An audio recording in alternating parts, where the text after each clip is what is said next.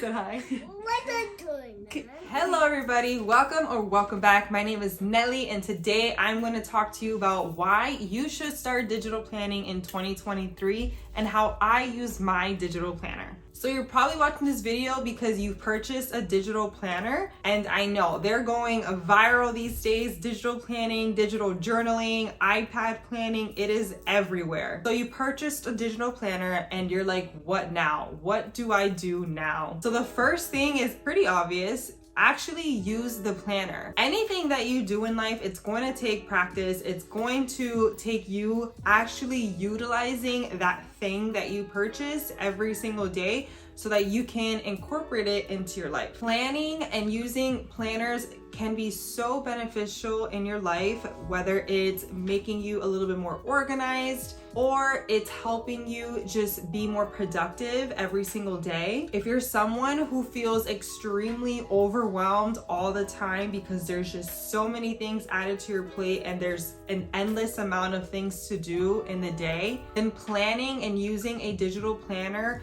is going to save your life. But the main part about digital planning and getting really good at it is being really good at using the annotating app that you use. Now, I highly recommend using the GoodNotes 5 app. That is the app that I've used for years. It has never failed me. I love the features. They have some incredible updates just recently throughout the years that have just improved the app as well. And I also have a video of some of my favorite tips and tricks with using the GoodNotes app, which reminds me that I do need to make some sort of updated video to that. But there are so many other PDF annotating apps, and the reason why you want a PDF annotating app is because digital planners are essentially PDF documents. When they are PDF documents, it's easier to jump from page to page because they are linked to each page. So for example, if you tap on January, it'll take you to the January monthly page or the January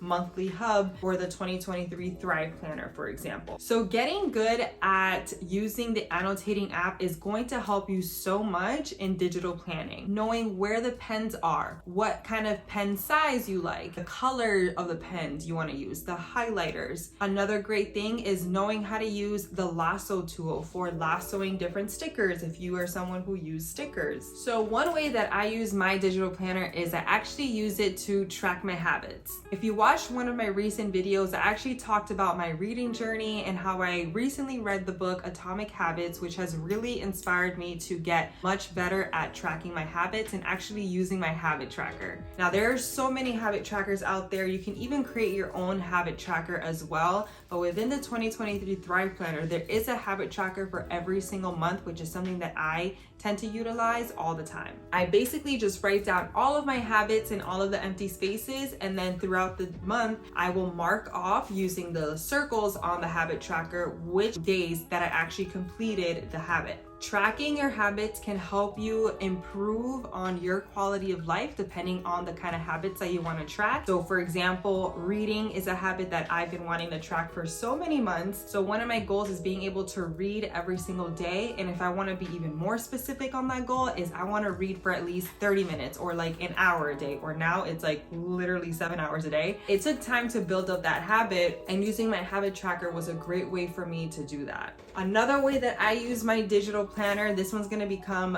pretty obvious, honestly, for planning purposes. I'm a huge planner person, obviously, and I just absolutely love planning every single month with my monthly plan with me videos. I also plan every single week as well, typically on Sundays, because then it just sets me up for success for the rest of the week. Not that all the plans go as planned, but it's just a great way to have some sort of blueprint of how your week is gonna go. The more planning you do for your week or your month or your days, the more likely you are to complete those tasks when the time comes. I have noticed that since I started digital planning, I have met more deadlines, I have accomplished a lot more goals, and I found myself being a lot more productive. Now, I am a mother of 2 young kids, so it is very, very much likely that you can also do the same for yourself. whether you have kids or not. Another important thing when it comes to the planning process is that you're gonna find something that works for you. I have changed my planning process so many times, even from month to month it changes, which is completely fine. There are some times where I add a lot of stickers to either my monthly planners or my weekly or daily plans,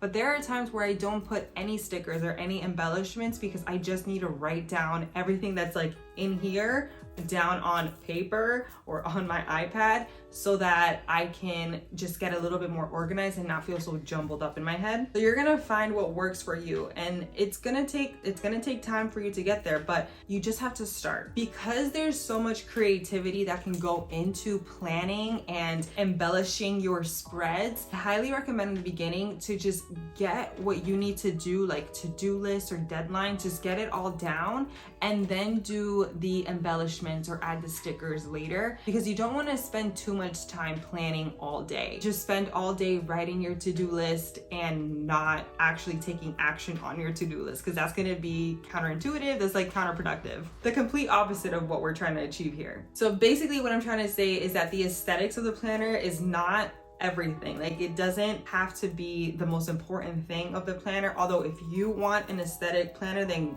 go for it. I support it. Do you? I think it's super cute. But if you're just starting out, I would recommend just sticking to the actual planning process. Another way that I use my planner is by writing down goals. I touched on this a little bit earlier in the video, but honestly, this is probably my most favorite way of my planning process, and why I use my digital planner is I love writing down my goals. And now this can range from anything, whether it's my reading goals or my health and wellness goals, which is something that I'm really focusing on right now, goals for my business as well, and any personal goals. If you've watched any of my recent monthly plan with me videos, you'll notice that every single month I start off by writing down my goals for the month. And in the 2023 Thrive Planner, it's so nice how all of the goals for every single month are broken down by different sections. You have your wellness section, finance section, personal development, mindful consumption, which can be like listening to podcasts, TV shows,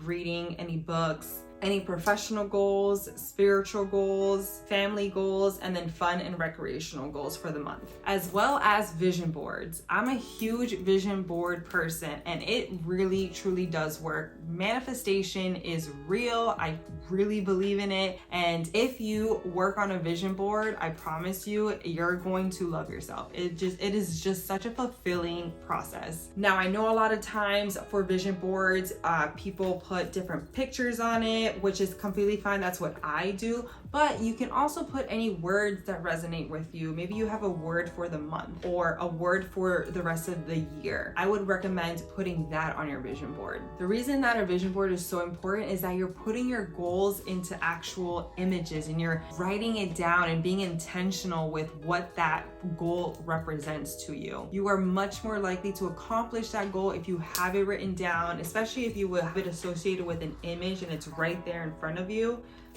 I'm telling you, it is a powerful tool. I have a great example of how amazing vision boards can be. But I have had a book or a stack of books on my vision board for months, because one of my goals was to get back into reading. I just wanted to become a reader again. Although it did take months, it did eventually happen, where now I cannot put a book down. I absolutely love reading. It's one of my favorite hobbies ever. It was all because it was something that I've always put down as a photo on my vision boards, and now it basically manifested itself. Another thing that I've put on previous vision boards was starting a YouTube channel. That was a scary goal. Typically the goals that are the most scary and the ones that scare you the most are the ones that are probably a little bit more important to you, and it ended up happening. So other than using a digital planner to plan your months, your weeks, or your days, there's so many other ways I can use a digital planner, and why I think it's so important if you are someone who is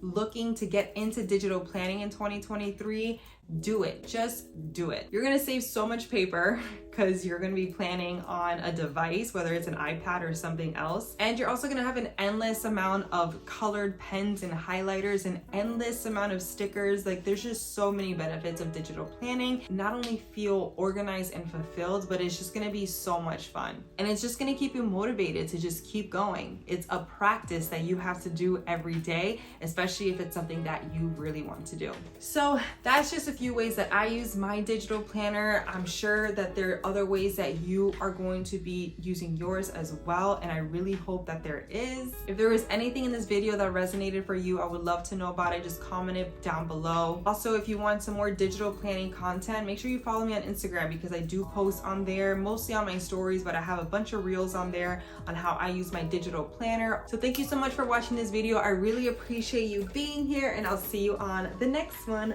Peace.